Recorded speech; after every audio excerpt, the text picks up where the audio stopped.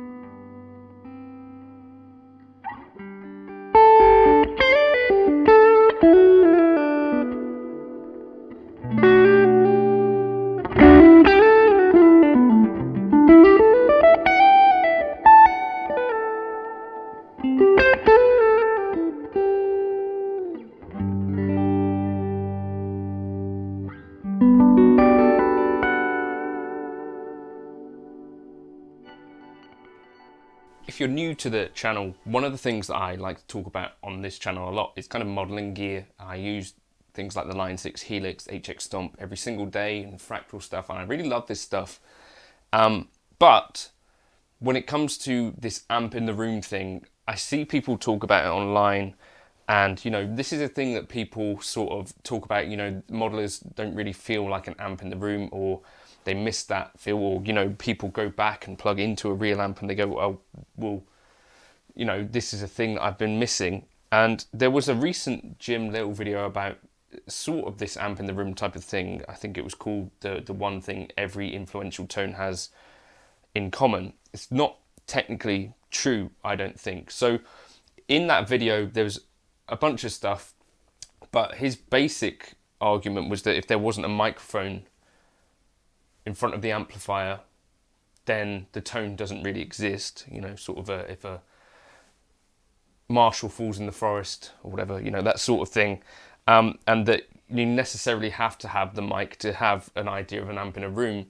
And that was the case in all recordings, in everything that was of influence. Now, the one thing that kind of made me think about it, and he also talked about that in a live situation. Well, actually in a live situation, a lot of us play in or a lot of us attend, a huge chunk of the sound in the room is going to be coming from the amp and not from a PA speaker. You know, there's a bunch of gigs where you might never bother to mic up an amplifier. I've done tons of those. You know, we're talking about the sort of normal level gigs where you're playing maybe in a pub, maybe you're playing in a club, maybe you're playing at a dodgy wedding to 7 people who don't really want to hear you playing Mr. Brightside again. But in any case, these are the sorts of gigs that we do. And I think one of the most influential tones in the world came from Dumble, which was inspired by hearing Robin Ford in the room playing through a tube screamer and a Fender Bassman. So amp in the room is 100% a thing. I think I know what people mean when they're talking about it. As someone who uses a modeler all the time, then you go and plug into an amp, it is 100% a different experience. Now, I think that's okay. But I think also I was listening to the Guitar Hour with Tom Quayle and David Beebe and Dan Smith, and they were talking about their experience of, you know, plugging into an amp. So David Beebe, much like me, I think grew up playing more modular bass rigs, more of the modern kind of stuff, which we're totally comfortable doing. But then he recently, you know, went down this path. He bought a Morgan AC20 first of all, then a Fender Deluxe Reverb, and more recently he bought a Friedman BE50 Deluxe, which is a lovely looking thing. Now, I think the difference when you play with an amp in the room is that generally you're going to be playing with quite a lot more volume if you're at home. And this isn't always desirable, but I think the feel aspect of it and, you know, the experience of being in a room with this type of speaker, chucking the sound around the room, is very different to playing through studio monitors, for example. Now, I grant you that the recorded tones, I don't know if you felt like that tone at the front end there was anything that you couldn't have got with a modular, and I would grant you that probably you definitely could. You know, if you stuck a Kemper, Quad Cortex, NAM, whatever, through this same rig, you could probably get pretty much exactly those same tones. But what is difficult to then get back is the sound in the room. And this is a Joe Satriani kind of quote where he was talking about, you spend all this time in expensive studios and you move mics around, and then you remember that microphones are not the same as ears, and everyone's ears are different anyway. But the point being that I think people that have recorded an amp start to realize, I think, that there's a whole bunch of stuff going on that never really gets captured by the microphone. And this isn't like wishy-washy non-science stuff, it's just our ears are in always a different place to a microphone. They're stereo, you're hearing reflections off of the walls and stuff, you're going to be way off axis from the cab most of the time, it might be behind you. And so I think that is more what people are talking about when we're talking about the amp in the room thing. As well as, of course, one thing he did hit upon in the video was that there's feedback which you can achieve at certain volumes which wouldn't be achieved necessarily without an amp in the room. You can do that with studio monitors, I've done it. When you've got enough gain and stuff like that, all feedback is that the speakers and the pickups are starting to create their own little feedback loop, right? I think when people are talking about the amp in the room thing that they're missing when playing live is mostly that kind of feel aspect. Because what happens with a microphone is that you necessarily are narrowing in closer to the source. And I think you necessarily have a little bit more of a bias then towards the kind of fizzier aspects, higher end aspects, more like if you stuck your ear right on a cab or whatever like that, which you wouldn't do on a gig, obviously. So I think to get closer to that amp in the room thing, we can do things like, you know, darken the tones a bit to kind of soften that stuff. We can maybe even boost the bass if we want to get some of that feel, although it may cloud the mix for the rest of the people. This is one other aspect as well that I think is really obvious, where you, I think, start to miss out a bit. So say you're in a gig and you've got just modelers. Mostly the gigs that I attend still have real drums. So I went to see Jack Gardner, Pliny and Jacob Zatecki in Bristol the other day. I saw Sleep Token, I think, last year or the year before. Most of these guys are, or all of these guys, are using modelers, but they're also all using real drums. They're also all using bass guitars, which are going through the monitors.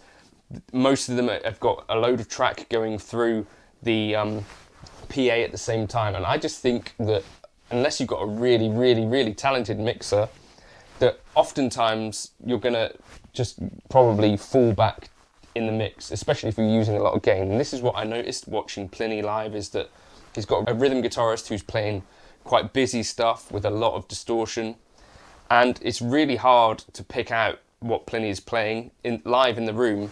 I do feel like if you had Pliny playing through an amp in that situation, that you'd have the sound coming not just from the PA but also from the guitar speaker.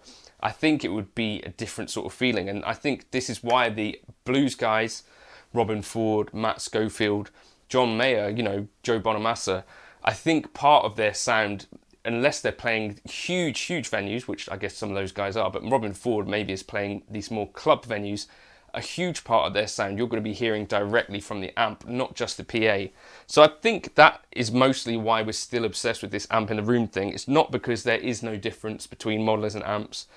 It's not because we're all ego driven and stuff like that. It's more, I think, because there is a definite difference in the feel of playing through an amp. A lot of it is tied to that low end stuff, and a lot of it is also tied to how the high end kind of reacts, whether it sounds fizzy and digital and that sort of stuff. I was just playing, this is a Matchless Lightning clone that Rift built. I bought it online for very cheap. This is a Zilla cab that they made for me, which was nice of them. But it's basically, you know, that AC30 kind of tone.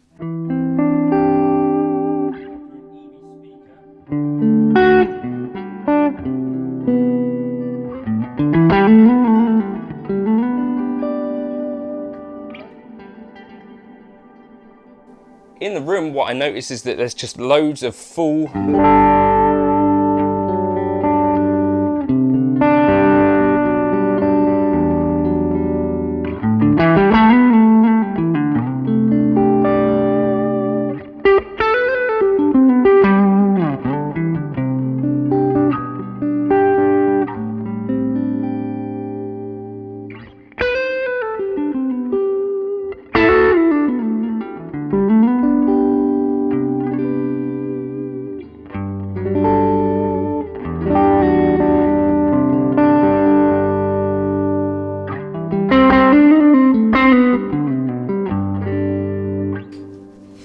it's just way more full in the bass. I think it's a bit louder than I would normally play as well. That's what I'm feeling. It's not crazy loud. It's got a master volume on like 2.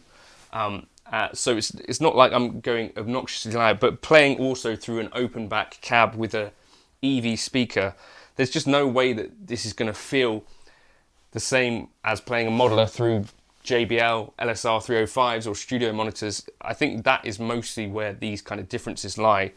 And the reason that I think this as well is because when I play my modelers through this kind of cab, it's much closer to this sort of experience that I'm getting.